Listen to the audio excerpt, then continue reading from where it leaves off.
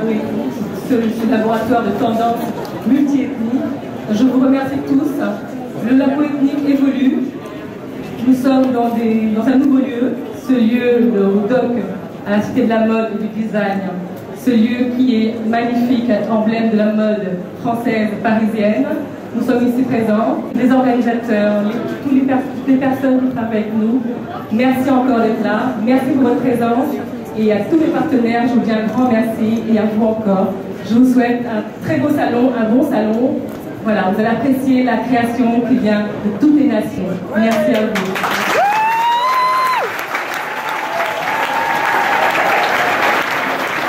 Bonjour Elikam. Bonjour à toi Eric. Comment vas-tu? Ça va très bien. Très bien, super. Aujourd'hui tu présentes des modèles? Alors je suis là pour représenter notre continent, donc en l'occurrence Monsieur Didier Drogba, puisque j'ai eu le plaisir de collaborer avec lui et la Maison Homme en dessinant la première collection sous-vêtements masculins. Donc je présente sa collection en tant que directeur artistique. Ah super, donc une nouvelle aventure. Une nouvelle aventure puisque masculine, je me suis toujours occupé de la femme. Très bien.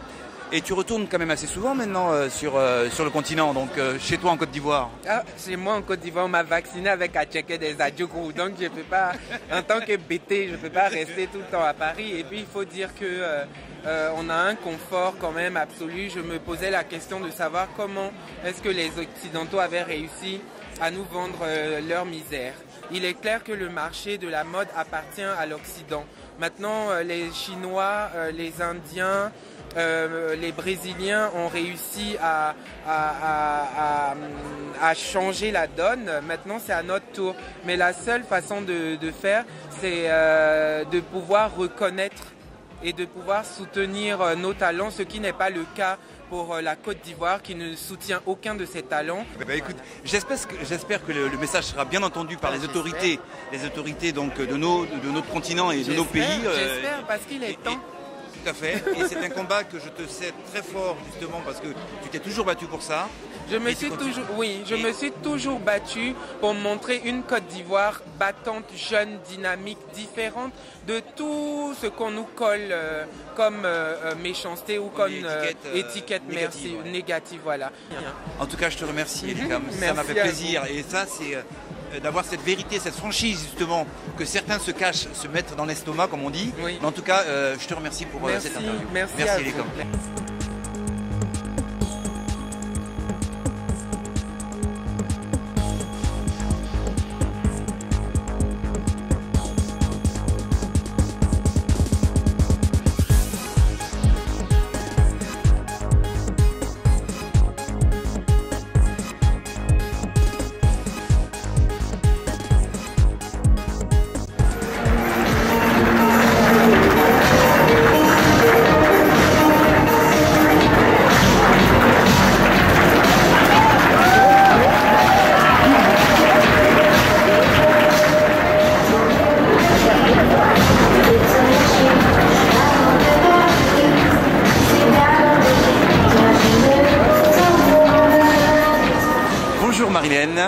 Bonjour. Alors, première dauphine, Miss Côte d'Ivoire France, l'année 2013. Et voilà, encore ici. On se retrouve dans le milieu de la mode, Laboethnique, super salon. Alors, pas mal de stylistes, vraiment des collections formidables, des personnes formidables et donc un super salon. J'invite tout le monde à venir, à soutenir la cause du Laboethnique, c'est super. Très bien, merci, c'était pour afriquevision.com. Et peut-être à une prochaine fois. Merci à vous. À bientôt. Bonjour Claudicia. Bonjour. Alors voilà, la représentation de la mode africaine. Tes impressions sur ce salon, ce 8e salon de la mode? Ah ben moi, de toute façon, je suis toujours admiratif. J'ai même envie de dire subjugué lorsque les gens de nos communautés, nos créateurs, nos talents arrivent à se réunir, lorsque les organisateurs arrivent à monter de tels barnums, parce que c'est toujours un barnum. Et cela prouve déjà qu'il y a beaucoup de talents et que les talents sont devant la scène, sur la scène et derrière la scène. Je voudrais juste dire, c'est impressionnant, mais il y a des beautés, les femmes sont magnifiques, les hommes sont beaux, c'est impressionnant. Non mais c'est vrai, c'est vrai. C'est un constat et c'est vrai qu'on a tous constaté que On est une belle race. Bah exact, toi-même tu sais. Toi-même tu sais. La première fois que je fais en fait un collectif ici sur Paris, j'ai tout le temps eu l'habitude de défiler en solo pour la haute couture.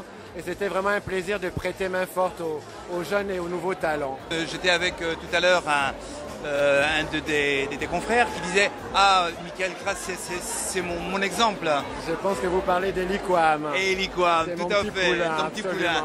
Un garçon formidable. Bourré de talent, et je pense que quand on est grand, il faut prendre les petits avec soi. Pour être un grand, il faut des petits en bas, comme on dit. Et il faut tous se donner la main. Et c'est super. Bah, merci bien, Michael. C'est moi qui vous remercie. Ben, ça fait 8 ans que je viens au Labo Ethnique, c'est la 8e édition, je n'en ai pas manqué un seul. Et chaque année, c'est encore plus intéressant. D'abord parce que Yvette met en valeur des créateurs qui font partie de l'Afrique et des Caraïbes francophones et qui sont souvent absents de la Fashion Week. Mais en tout cas, ce qui est très bien, c'est que Yvette elle réunit ceux qu'on ne voit pas ailleurs et qui mériteraient d'être beaucoup plus connus. Et vous avez remarqué que certains créateurs déjà qui ont de la pointure aident des jeunes. Voilà, c'est ça. Il y a un retour de créateurs qui, eux, ont franchi le Rubicon et font partie maintenant de la haute couture mainstream et aident des jeunes qui ont plus de mal. Donc, en tout cas, merci. Ben, merci à vous. Et pour Afrique Vision et à la prochaine. Merci beaucoup de votre accueil. Merci. Alors, très heureuse d'être présente pour cette 8e édition de Labo Ethnique. Aujourd'hui, un salon incontournable. Très belle sélection de créateurs. On découvre aussi des nouveaux visages côté mannequins. On a vu des tenues très variées. Ce qui m'a plu, c'est vraiment l'alliage de style des 5 continents même. On a vu une présence de l'Asie, qui est un peu inattendue. On a reconnu l'Afrique du Nord, l'Afrique. On a vu des tenues très romantiques. Et puis, un des maîtres de la couture, le créateur français Franck Sorbier, qui a présenté aussi certains modèles. Et même, on exclut la collection Didier Drogba by Eli Quam. C'était une belle après-midi. C'est super. Merci. Merci. C'est nous qui vous remercions. à votre média. Merci.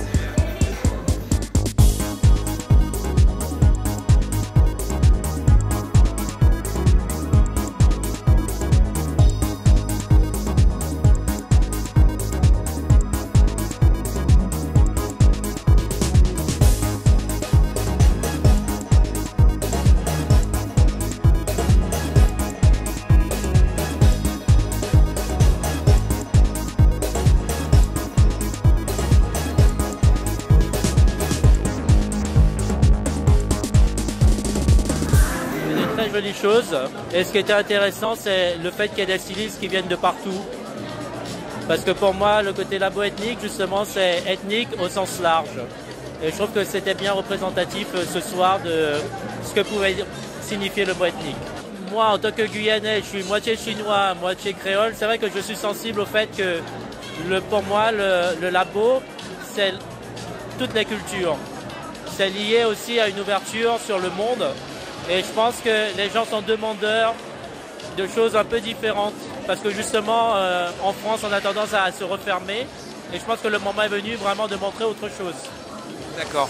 Est-ce que vous avez eu l'occasion d'aller présenter vos modèles, par exemple, sur le continent africain? Alors, je suis parti 2 fois. Je suis parti au Gabon et au Sénégal.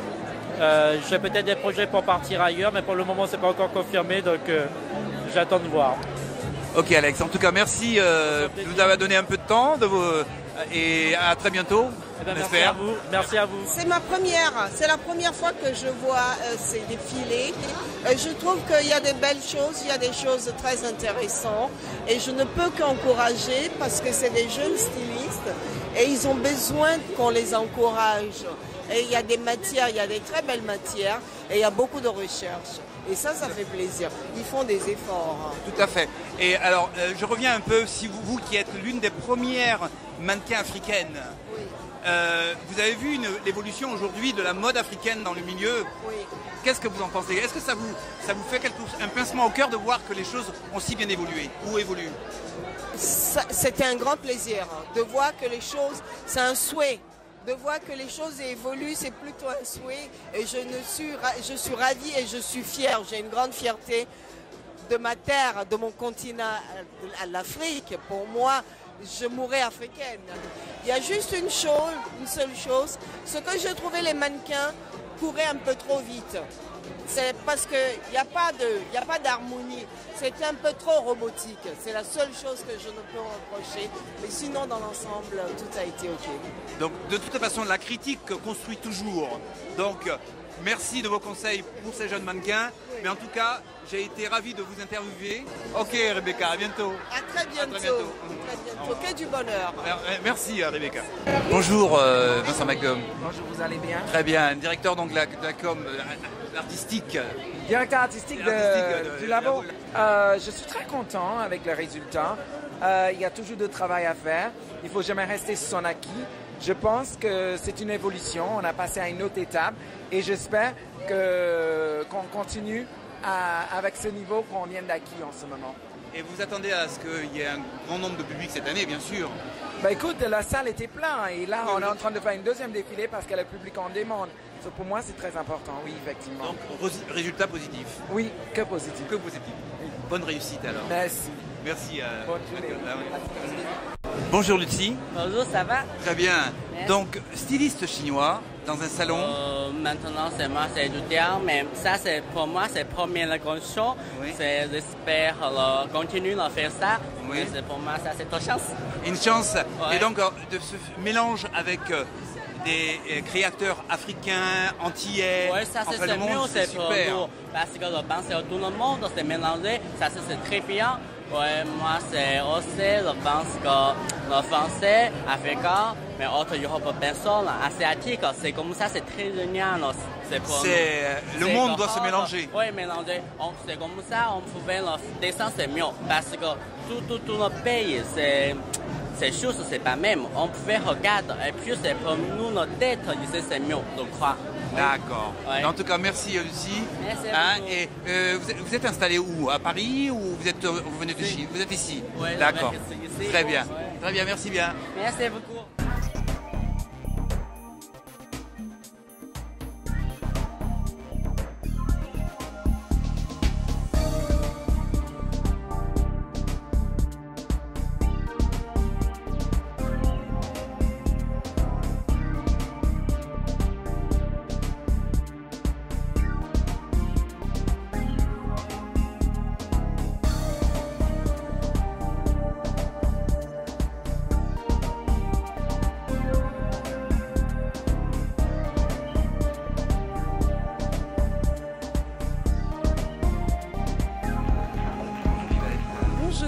Alors, 8e édition, Labo Ethnique. Oui, 8e édition, c'est une renaissance. Pourquoi? Parce qu'on a changé de lieu, on a agrandi l'équipe, on passe de nouvelles dimensions, nouvelles énergies, et encore des nouveaux créateurs. Et il y a beaucoup de choses qui vont se passer ce week-end. Ce soir, vous avez pu découvrir des créateurs de tout horizon, comme c'est le concept du labo, hein. Toujours faire venir des créateurs multi-ethniques, c'est les nations, la créativité des nations qu'on défend, donc ça le montre bien ce soir, voilà, il y a plein de monde, il y a presque 1000 personnes ce soir, c'est une réussite, des partenaires encore plus intéressants, la mairie de Paris depuis toujours, nous suit depuis 7 ans, on a aujourd'hui la Misani de L'Oréal pour les coiffures, on a la marque Je mets Meubeline pour les maquillages, donc c'est des nouveaux partenaires qui nous donnent beaucoup de force pour continuer cet événement.